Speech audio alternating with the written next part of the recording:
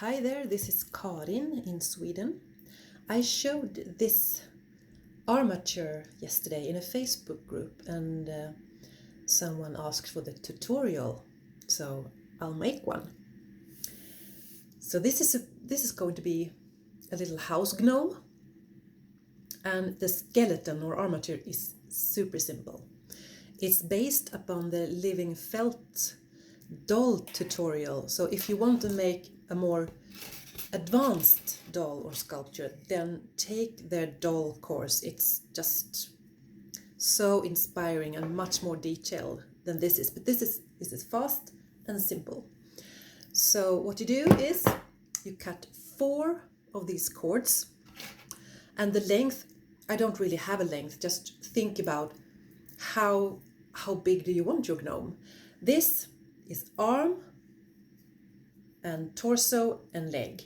So if you think that, okay, this should be the size of a gnome, then you cut 4 like this. So I don't have any measurements here at all. You just have to wing it. And you take them and you twist them together, 2 and 2. This I think is 1 millimeter. I don't have the gauge number, and I think it's aluminium. It's a soft metal wire. It's thick but soft. If you use too sturdy metal wire, it will take more effort to twist it. You could use pipe cleaners as well. I find them a little wobbly, but if that's what you have, or if you want to do a smaller figure, then go ahead and use them. So now I have 2 twisted parts here, and it doesn't matter if one is a little longer than the other, because we will cover this in wool. And I put them together, and I sort of with eye measurement think, how long should the arms be, and how long should the legs be, and where is the torso? Well, something like that. And I'll put my pliers here and check that it's approximately the same length, and then I will twist it just a couple of times until I get something that I'm happy with. And I check, does this seem okay? Yeah, sure, it's okay. And this is for a sitting gnome. So if you want standing up, then do take the living felt doll tutorial, because they show you how you make feet also, and hands and fingers and stuff. And I want my feet sticking up on this, like that. And I can also fold down pointy end, because pointy ends have a tendency to just stick through the wool. No matter how thick you make the wool, it will sort of peep out. And I could do the same with the hands.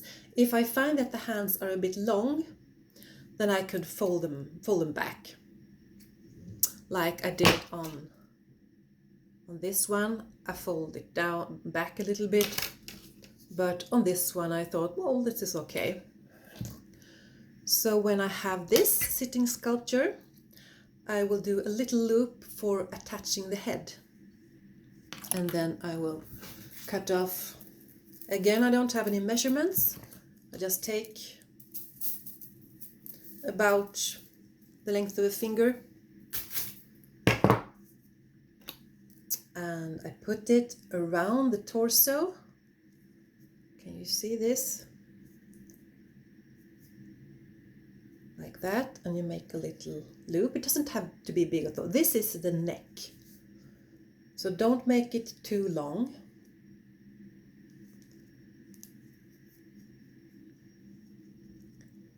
And you can just secure it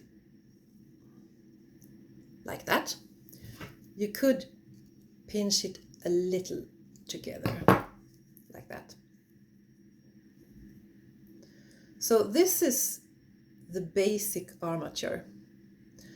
And I thought that, hey, if I showed you this far, I can show you the rest of the gnome. So this tutorial will be divided in two parts. Part one is to make the body, the basic body. And the next part will be how to clothe it, because I haven't got so far yet on my gnomes. So what I have done is I have made a head with just a ball of wool that I have put a little skin tone on, and then I have put a thinner metal wire, just like sewing a bit. And if it's difficult to push in, then take one of your coarsest needles and make a little canal for it so you can push it in. And then you can attach this to your little body here, and you through the loop here, and then you just wrap it around a little bit. And of course it will feel very wobbly like this, but it won't be when we put wool over it. That will be our safety belt. And when I've done this, I can pinch the neck a bit, making it. Can you see that? I just have a little loop there now.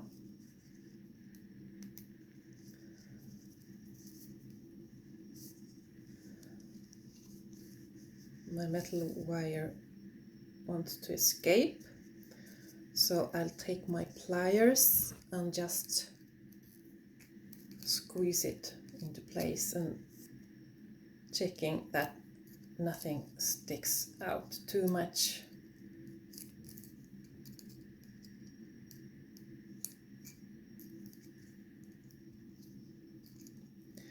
Let me just say that yesterday was the first time I did this kind of armature, so if you check in on a couple of years, maybe I have refined it.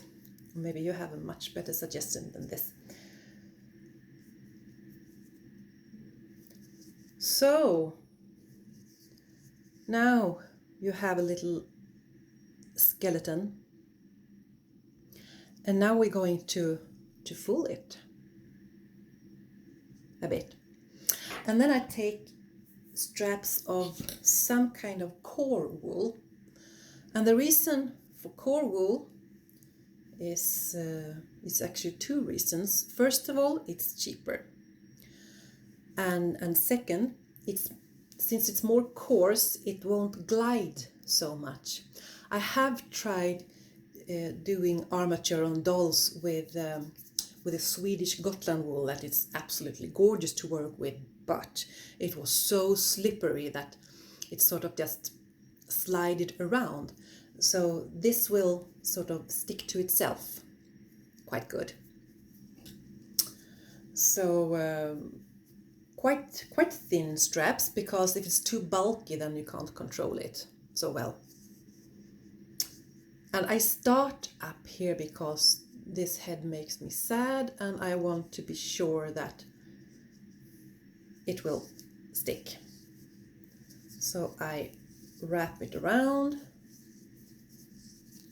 a bit first to secure it, and turn the head. This head won't be able to turn. Of course, if you want to have a head that you can turn, then you could always make the body first and not attach the head until the very last, and then you can put some thread or something like that, and just put it put it on top and not felt together with the body, then it will be able to turn. Like if you saw the Woolly Wednesday from Living Felt with the storybook bunny, you could sort of attach similar to that. But I do it like this on my gnomes. And Marie Spalding at Living Felt taught us that we should, when we wrap, we should not do like this so much, but we should instead twist the armature as far as possible. And this looks like the neck is very long, but of course we're going to build up these arms by wrapping them, and keep this kind of wide, so you don't squeeze it together like yarn, because if you have it wider then you have more areas to attach. And the reason why we do this twisting and not just use one single layer of the metal thread is that when it's twisted it has something to cling on to. Otherwise it would just have slided around. And of course it also makes it a bit sturdier.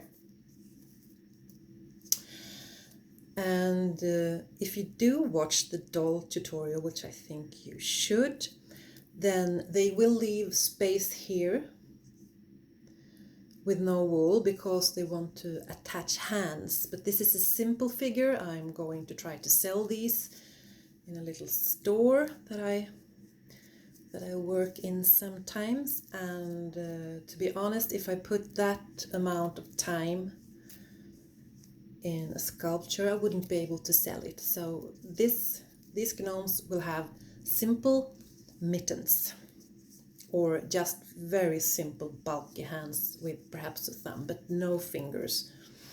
So that's why I do this simple.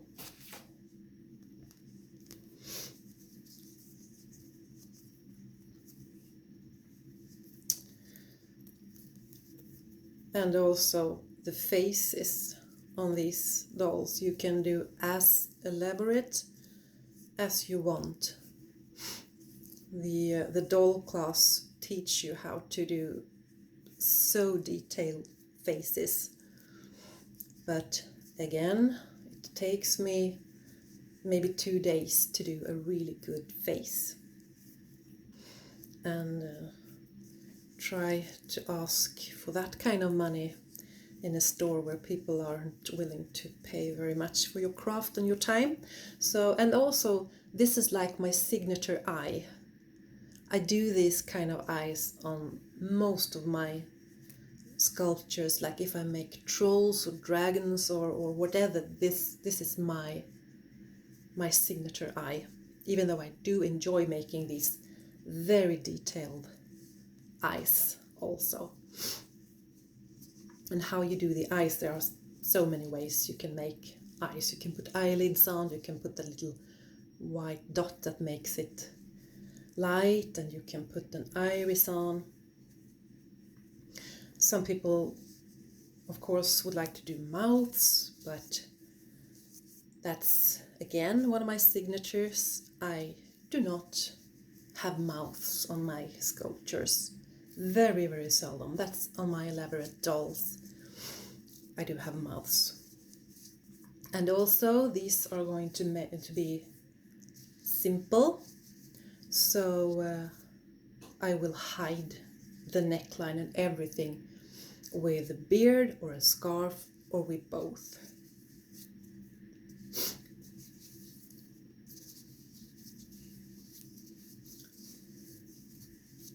So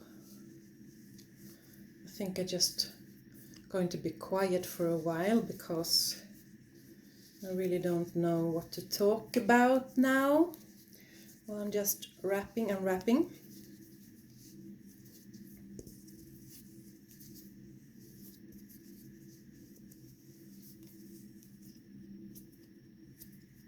Or well, I could talk about needle felting in Sweden. It's, you know, it's a very new hobby. in the entire world. It was like invented in the 1980s or something like that. And in many places, it's, you know, people have never heard of this. If you sit on a market and sell your stuff and work at the same time, you will get like 100 jokes about voodoo. Everyone thinks it's the first time you ever heard a voodoo joke.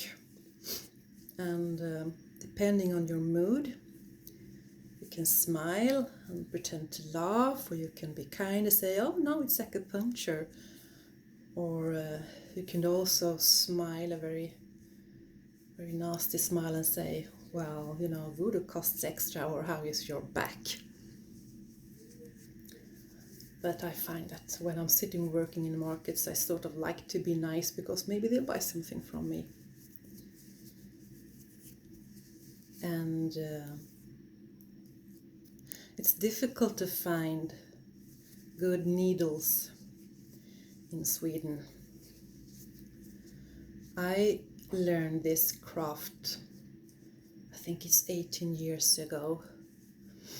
And I spent 15 years working with cheap needles that I could find in hobby stores, if they had any at all. Maybe they just had a medium needle, and like, you know, I need a fine needle. Oh, this is what we have. And eventually I bought packs from China. Don't do that. Don't ever do that. Because quality needles are so much better in that way, that they bite. You can feel them work the wool, so you will save time. And even if they might cost a little bit more, you will actually save money in the end, because cheap needles, they will break like raw spaghetti. So this is a kind of thin little gnome, and if I want the stomach, then I can build it up. And I don't bother so much about the arms and you know, the under, because I am going to dress this. And how you dress your figure, it's, you could just wrap wool around in any color you want and needle felt the clothes, like no wet felting at all. But I have spent all day yesterday making 15 different kind of material, wool material, that I will cut and make little clothes of. So that's the next show. And what I also want to do before I quit is, like, you see, I wrap this, but he will fall back. So I need to make a little tush here for it. And for that, I like to use, it's called a skewer, I learned. I would say it's a floral stick. And you can have them round, but I have a flat. And I will measure how wide do I want the tush. And I will just wrap this. And also, if you had another type of wool here, this would just slide around. But since you have core wool, that it's a bit more coarse, then it will stay.